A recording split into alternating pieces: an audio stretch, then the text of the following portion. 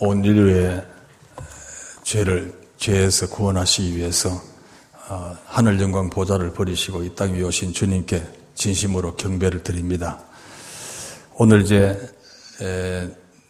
성탄절을 맞이하는 자세라는 제목으로 오늘 본문 말씀과 또 성탄절의 여러 본문의 말씀, 메시지들을 우리가 참고해서 하나님의 말씀을 증거하고자 합니다.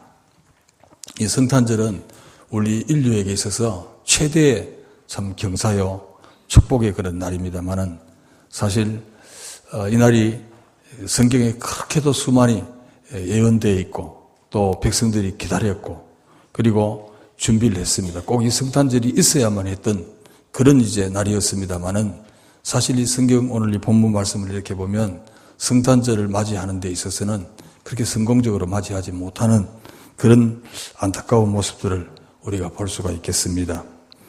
사실 오늘 여기 나오는 이 동방박사들이 주님께 경배하러 왔다는 것은 조금 특이한 그런 현상이라고 볼 수 있겠습니다.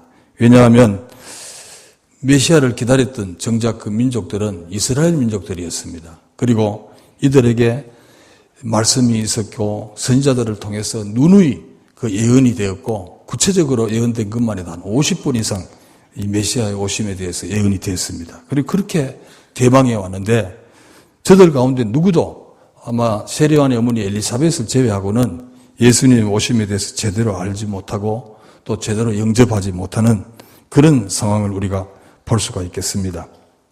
그리고 이 동방박사들이 예루살렘에 도착해 보니까 예수님의 탄생에 대해서 모르고 있는지 너무 조용했습니다. 조용하게 마치 우리가 너무 늦게 와서 뭐 찬양이 다 경배하는 것이 다 끝나버린가 싶을 정도로 이런 상황이었습니다. 그래서 거기서 왕에게 가서 이제 물었습니다. 유대인의 왕으로 나신 이가 어디 계시뇨? 우리가 그에게 경배하기 위해서 왔습니다. 이렇게 이야기했어요. 이렇게 이야기하니까 이제 이 이야기를 듣고 사람들이 이제 시끌벅적이 이제 소동하게 되었다. 떠들썩해진 겁니다. 그러면서 왕이 이제 대제사장들과 서기관들을 불러가지고 이제 물었습니다. 그리스도가 어디서 나겠느냐? 이렇게 물으니까 사실 이 대제사장들이나 서기관들은 율법의 전문가들 아닙니까? 정확하게 베들레헴입니다. 오늘 이 말씀은 베들레헴, 이 미가서 5장 2절의 말씀을 인용하는데 베들레헴 에브라다야 너는 유다 족속 중에 작을지라도 이스라엘을 다스릴 자가 내게서 나서 내게로 나올 것이라. 그의 근본은 상고의 영원에 있느니라. 이런 말씀을 정확하게 짚었습니다. 우리가 이것을 보면 정말 이 말씀들은 예언되어 있었고 이분들이 너무 잘 알고 있었습니다. 지식적으로 확실하게 예수님이 베들레헴에 탄생할 것이라는 것을 알았습니다마는 그러나 이런 사건을 보고도 어느 누구도 가서 베들레헴으로 달려가서 경배한 사람이 없습니다. 그리고 물론 여기 있는 예루살렘 백성들은 떠들썩하게 떠들기만 했고 우리가 알고 있는 누가복음에 의하면 여관집 주인 같은 경우에는 여관집도 허락하지 않았습니다. 헤롯 같은 사람은 오히려 박해를 하는 그런 이제 현실이 벌어지고 있습니다.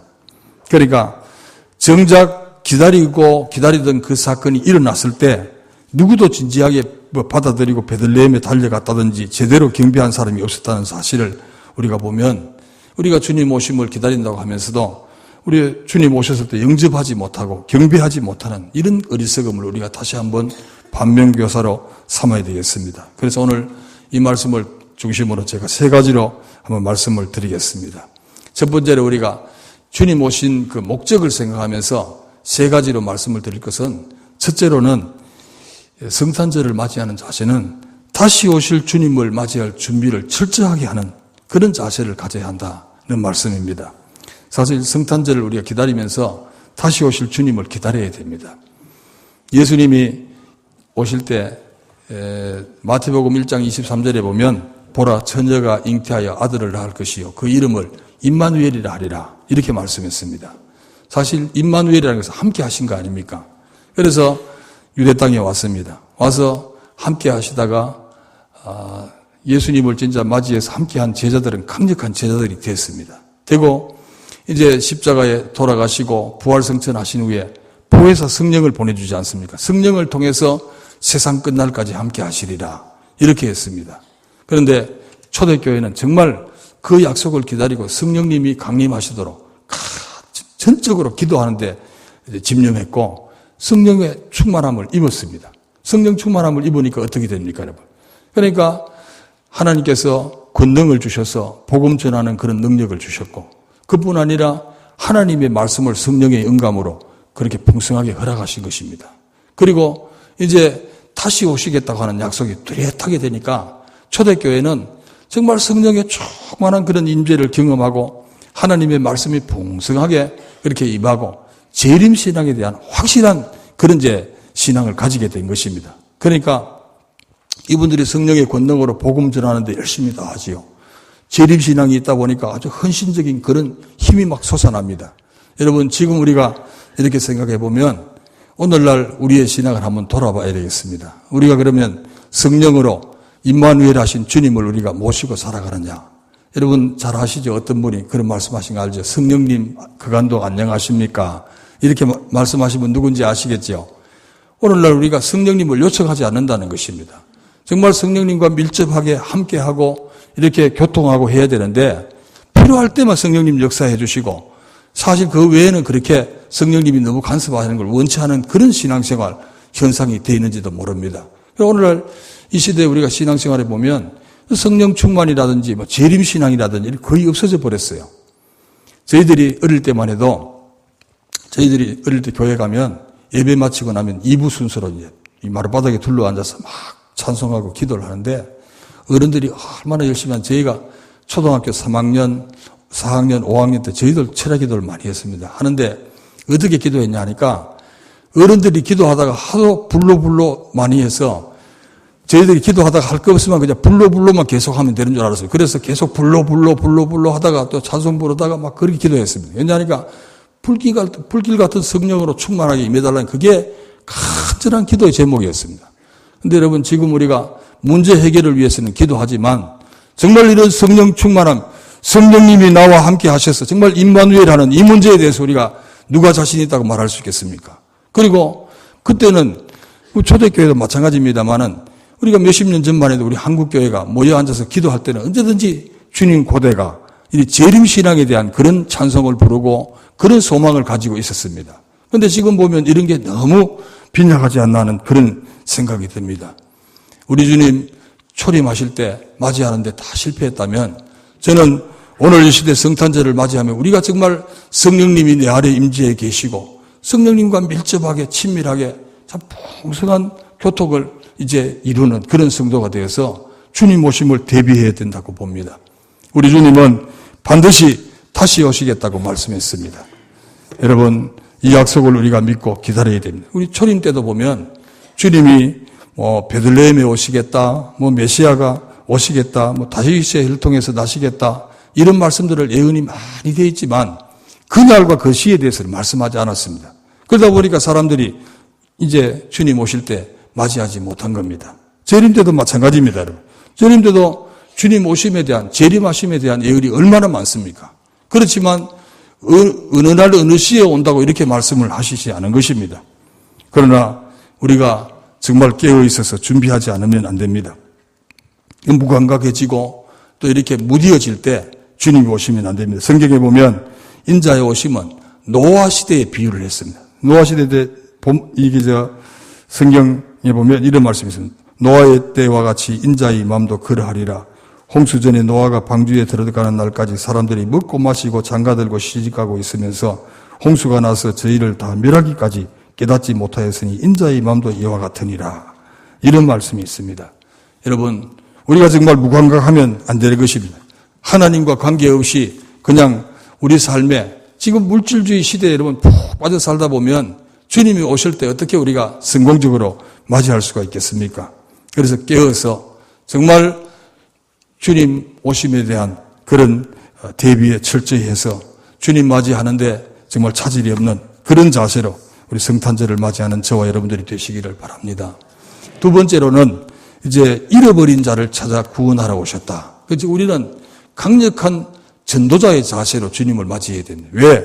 누가복음 19장 10절에 보면 인자에 온 것은 잃어버린 자를 찾아 구원하려 하심이라.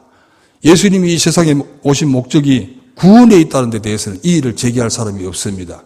사실 요셉이 마리아가 잉태된 것을 보고 가만히 끊으려고 했는데 하나님의 사자가 꿈에 현몽해서 예수님의 이름을 가르쳐주는데 아들을 낳으리니 이름을 예수라 하라. 이는 그가 자기 백성을 저희 죄에서 구원할 자이심이라. 구원자로 오신다는 겁니다. 그런데 잃어버린 자를 찾아 구원하려 하심이라 할 때 잃어버린 자를 찾는다는 말씀, 여러분. 우리가 이것을 한번 생각해 보면 예수님께서 온 인류를 구원하려고 오셨지만 편안히 앉아서 구원하시는 게 아닙니다, 여러분. 친히 잃어버린 자를 찾아다니시고 그들을 죄에서 구원하시는 삶에 몰두하셨다 하는 것입니다. 그러니까 오늘 잃어버린 자를 찾아 구원하신다는 말씀도 모든 사람들이 손가락질하는 그 삭개오의 집에서 그 말씀을 하신 것입니다. 여러분, 성탄절이 주는 의미로서는 우리가 전도를 생각해야 됩니다.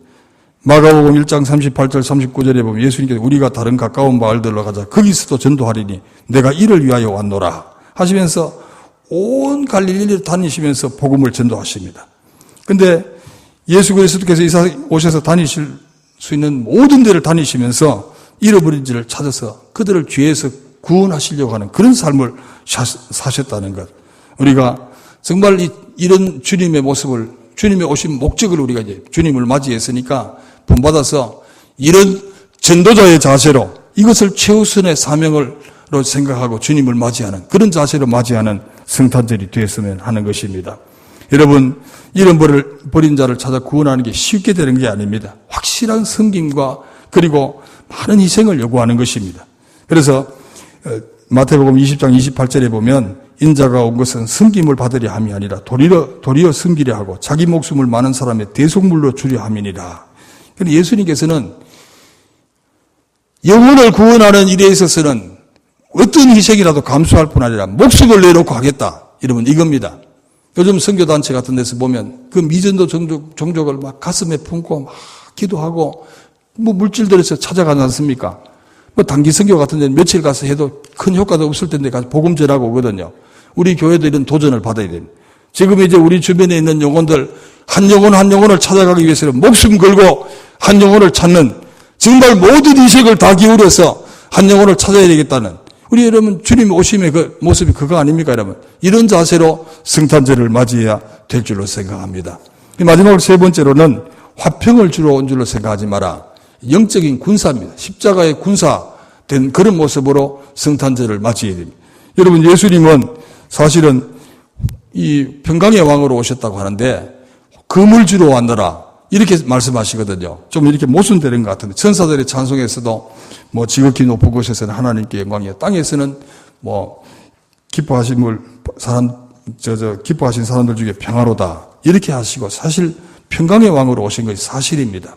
그러나 예수님이 주시는 평강이라는 것은 단순히 뭐 투쟁이 없다 이런 것을 뜻하는 것은 아닙니다. 이 세상에 오셔서 오히려 평화는 죄의 극복, 악과의 전쟁, 뭐 이런 사탄 마귀 권세를 무찌르시고 이렇게 해서 하나님께로부터 오는 그 평화를 말씀하시는 주님 아닙니까 여러분? 그래서 금을 주시는 것입니다. 금은 적대 세력이나 위협 세력이 있기 때문에 금을 주시는 겁니다. 그러니까 여기에 대비하고 경계해야 되는데 필요하다면 싸워야 되는 것입니다. 금은 아무에게나 주는 게 아니라 싸우는 사람에게 주지 않습니까? 이 금을 주신다는 것은 주님의 군사로 주님 나라의 그런 군대로 우리가 부르심을 받았기 때문에 끊임없이 영적인 전쟁을 해야 됩니다. 우리가 그냥 좋은 게 좋다고 그냥 돈 생기면 좋고 그냥 잘 되면 좋고 여러분 예수는 이렇게 믿는 게 아닙니다. 끊임없이 영적인 전투를 통해서 하나님이 인정하시고 하나님이 복을 주시고 은혜 주시는 그런 삶으로 우리가 나아가야 우리 주님을 맞이할 그런 자격이 있다고 생각합니다. 근데 여러분 오늘 우리가 참 성경에도 그런 말씀들이 많지 않습니까? 금을 이제 에베소서 6장에는 보면 그 마귀의 관계를 대적하기 위해서 뭐 혈과 육의 싸움이 아니요 뭐 통치자들과 권세들과 어둠의 세상 주관자들과 하늘에 있는 악의 영들을 상대하는 그런 싸움을 말씀했는데 아무튼 예수님께서는 이 세상에 오셔서 우리가 이런 이 죄의 권세와 싸워서 이기는 그 삶을 통해서 하나님의 은혜로 그렇게 평강을 얻는 것을 요구하신다는 것을 기억하시고 주님 주시는 금은 강철로 만든 금이 아닙니다. 말씀의 금이요 성령의 금이요 주님의 입에서 나오는 그런 금입니다. 이 금은 사실 내가 먼저 남을 찌르기 전에 내가 먼저 참 혼과 영과 관절과 골수를 찔러 쪼개야 되는 그런 금입니다. 그래서 오늘 우리가 성탄절을 맞이하면서 그냥 좀 잠깐 즐기다 가는 그런 성탄절이 아니라 주님이 우리와 함께 하시기 위해서 오셨습니다. 이 오신 주님을 우리가 진짜 함께 하면서 다시 오실 주님을 이제 성공적으로 맞이할 준비하는 그런 자세로 맞이하는 여러분들이 되시고, 두 번째로는 나를 구원하기 위해서 내 영혼을, 잃어버린 영혼을 찾아서 이렇게 하늘 영광 보좌를 버리시고 이 땅까지 오셔서 정말 목숨 내놓고 한 영혼 한 영혼을 건지신 그 전도자의 자세, 그 자세를 가지고 주님을 맞이하는 그런 여러분들이 되시고, 또 한 가지는 우리가 편하게 그냥 잘 먹고 잘 사는 게 목적이 아니라 영적 전투에서 항상 승리함으로써 우리 주님을 기쁘게 맞이하는 그런 성탄들이 되실 수 있기를 주님의 이름으로 축원합니다. 기도하겠습니다. 하나님 아버지 감사합니다. 2014년도에도 또 성탄절을 맞이하게 하심을 감사합니다. 우리를 위해서 오신 우리 주님을 맞이하면서 주님 오신 목적을 우리가 마음에 새기면서 정말 다시 오실 주님을 맞이할 자세를 철저히 할 수 있게 해주시고, 또한 잃어버린 자를 찾는 강력한 전도자의 자세로 주님을 맞이할 수 있게 해주시고, 영적 전투에 정말 승리하기 위한 하나님의 군사들로서 주님을 맞이하는 저희들이 되게 해주셔서 주님께 기쁨이요 영광이 되게 해주시기를 원하오며 예수님의 이름으로 기도하옵나이다.